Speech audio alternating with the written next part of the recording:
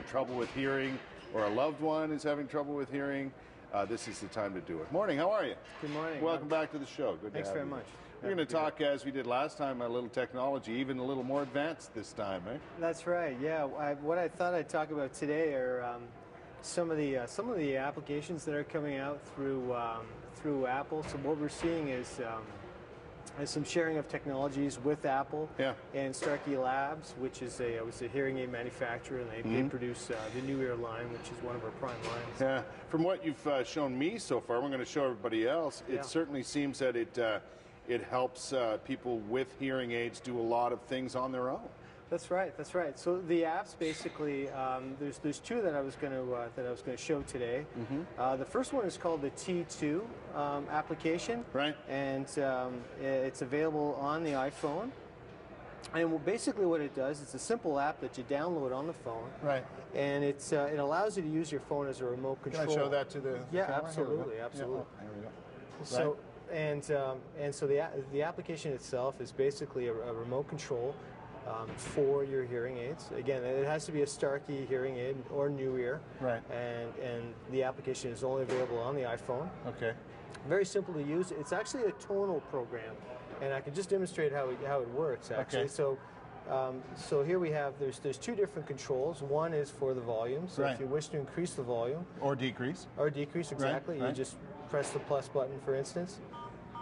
And again, so that provides a command to the hearing aids decreasing the volume. Just by waving your hand. Well, it's intentional, or in fact, you're supposed to bring it up to your face. Right. And as it senses, as it senses the skin or your face, it then applies the command. It adjusts on its own. That's right. Wow. Yeah, it's pretty neat. It works quite well. Yeah. And it's a free app as well. Right. But you have to be the New Ear or the New Ear or Starkey. That's right. Yeah. You must have that sort of hearing aid. That's it, exactly. Yeah. What we're seeing, basically, Apple and Starkey, they're two American companies, and so they're sharing a lot of technologies, and a lot of the Apple technologies are now being integrated on the hearing aids. Right, so it's pretty interesting. It's obviously increasing the volume or decreasing the volume or whatever you need to do, but it seems to me that would indicate to you if your device is working properly. It would give you some sense of that, right? That's it. Yeah, it's just it's a handy little tool as well. It's additionally, beyond just the volume control, you also have some memory control as well. So very often what we'll do is we'll give a patient some memory programs for specific environments, and again, they can access that using the T2 program. Because things change, right? And change how you hear. Yeah, and what you hear in different situations. That's right. They're situational programs. That's exactly what they are. Yeah. And so again, it's just another user control. Yeah.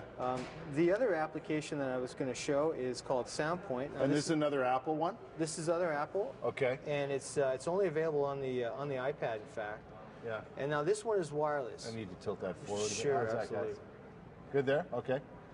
And so the way it works is you can adjust the frequency response of your hearing aid just by touching the screen. So on the left-hand side you have your low frequency response, and on the right you would have your high frequency response. So for instance, if you want to increase the clarity of your hearing aids, right. So you can easily do so just by kind of touching the screen, and now that wirelessly adjusts the instruments. Right. And say you find a very comfortable setting, you can actually set that just by pressing you're down. Bookmarking that. Exactly. Right. And if you want to set it permanently, then you can add that little star to it. Gives you the star. That's right. So you've just changed from one setting to another because the star has moved. That's right. And then of course we can add some more if we want to bring the volume down. Right. So it just it's very flexible. It's very versatile. And again, we can set that there. Yeah. So my question is this: there we go.